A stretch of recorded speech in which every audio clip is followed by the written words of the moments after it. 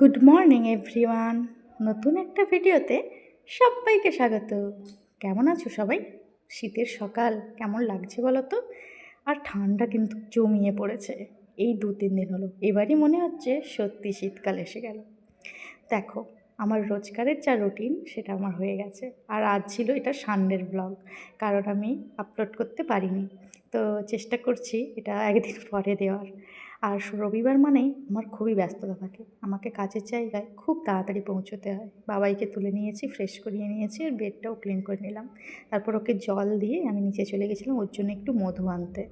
মিষ্টি জিনিস পেলেই বাবাই আমার বড্ড খুশি হয়, কারণ মিষ্টি খেতেও বরাবরই ভালোবাসে। তো আমিও রেডি হয়ে গেছি।